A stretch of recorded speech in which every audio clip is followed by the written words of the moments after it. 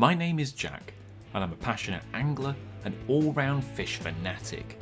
In this series of films, I'm trying to track down and catch 100 different species of fish in the British Isles as I fly, see and course fish for a range of weird species. This week I'm in Gloucestershire on the River Severn, hoping to get a glimpse of very rare fish, the Twaite shad. How are we all doing? Well, today I'm in Tewkesbury and I'm heading towards the River Severn, and I'm after a very rare fish. So ordinarily in these videos I'm angling, I'm using rod and line, but for the fish today I can't do that because it's incredibly delicate and in fact it's illegal to catch on rod and line. However, there is a survey happening today to try and tag some of these fish, so I'm getting a rare opportunity to see one close up. So I've got to go through this fantastic meadow. I can hear skylarks, there's curlew, but that's not what I'm after.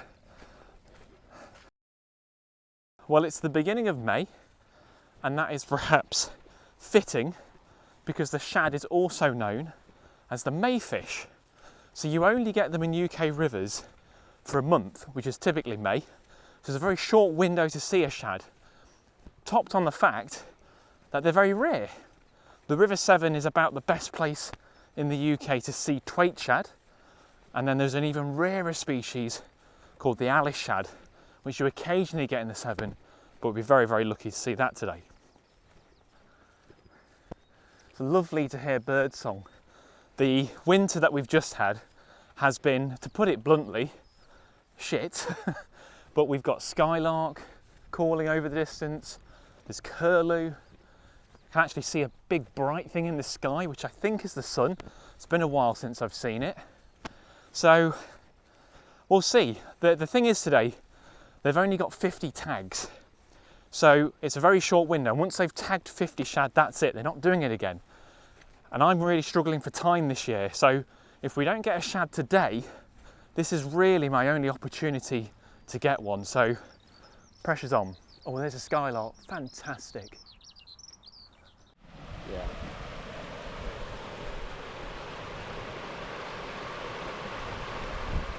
Pretty much straight away we caught a fish, but the wrong kind. A decent sized pike, which shows that it's not just salmonids trying to get past weirs, and in fact the team have caught everything here from mullet to barbel in the past.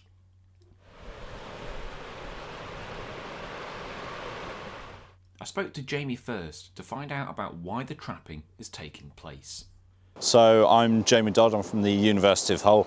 I'm here today with colleagues from Bournemouth University. Today we're at Upperload Weir on the River Severn, and we're trying to trap Twaite shad so that we're able to tag them and monitor their movements up through the river system. This helps us to better understand the impact of barriers such as this weir and the next weir up. It's important to understand because these fish require spawning habitats and spawning grounds, and if they're unable to pass the barriers, then they're not able to access the habitat that's upstream for them. So today we're using a purpose-designed trap that reduces the amount of handling of the fish when they come up. So what you'll see here behind me, we have a notch in the weir, so the shad will swim up through the notch into the trap where we're able to close the door. We can then net them out. Tag the fish with some acoustic transmitters that will ping about every 2 minutes. Once we release them back into the river a few minutes later, if they swim past any of our acoustic receivers, we're able to tell where they are and what the fish number is. We can associate that back to things like their length, their sex, when they were caught, and we can take a look at things at time of day, and better understand their behaviours and movements whilst they're in the river system. There's very little information out there at the minute with shad. They're quite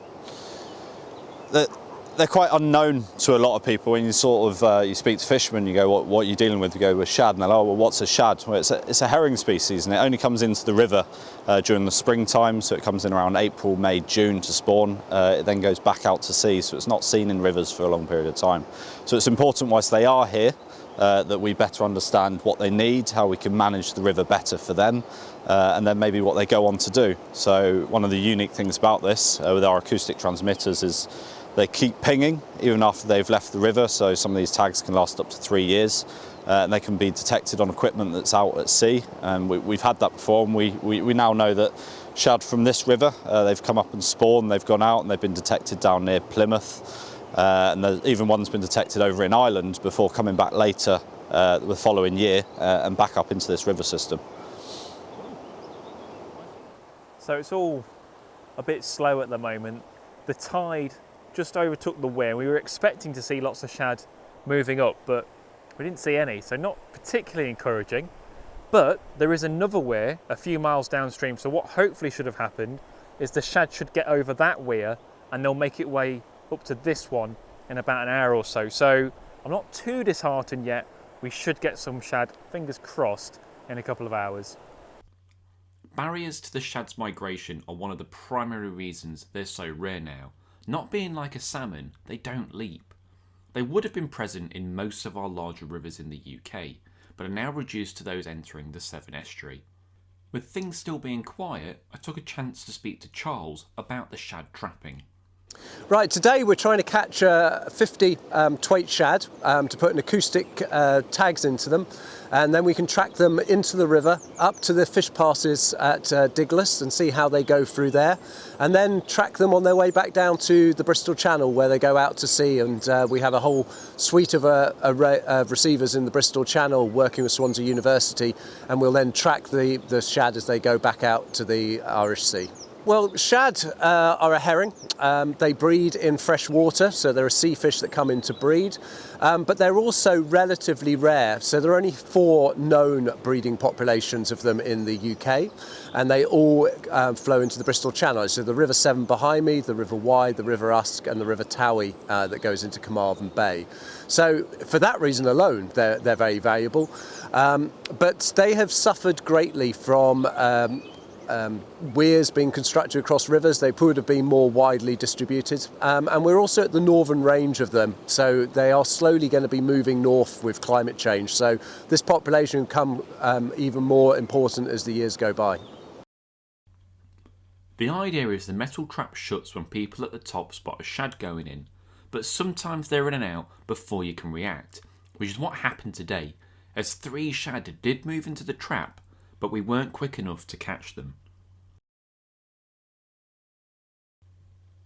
To add insult to injury, a heron even managed to get a shad, which seemed to be mocking me. It does drive home another point though, that these barriers bunch up fish unnaturally, which makes it easier for various predators to pick them off. Well, that's why they call it fishing and not catching. So I've tried so hard today to see a shad. We did get a little glimpse earlier on, but unfortunately the shad weren't playing ball. Luckily, however, I've been doing this for multiple years and I have got lots of stock footage of Twaite shad. So let's find out a little bit more about the Twaite shad. Twaite shad, as we've mentioned, are a kind of herring that run into fresh water to spawn. They do this at night, circling around each other and spawning over the gravels. In the day, they hang around in shoals, normally in deeper water, waiting for the tide to help them push upstream. They don't feed in fresh water, but historically salmon anglers would catch the odd one, but being so delicate, it's best to get them back straight away. The rarer cousin is the Alice shad, which gets a bit bigger, and I may try and do a film on them at some point also. As a weird quirk of fate, I ended up on a job that wanted me to film shad a week or 2 after this, and I did end up getting plenty of footage of them and seeing a few dead ones, though they don't all die after spawning. It was great to get good views of the shad and get a few underwater shots of them as well. I think I can just about add Twaite shad to my list, so I'm glad I got to see one this year. New episodes of The Species Hunt are out each Sunday at 5 PM, and next week I'm going to Norfolk for one of my favourite fish, the crucian. I've got a selection of merch out, from A3 fish posters to playing cards, and an ID book for sale via my website, with a link in the description. Thanks for watching, hope you enjoyed it. If you enjoyed this vid, why not check out this other video right here? If you can, please subscribe to the channel. It only takes a couple of seconds and it really helps me out. I'll catch you in the next one. Cheers.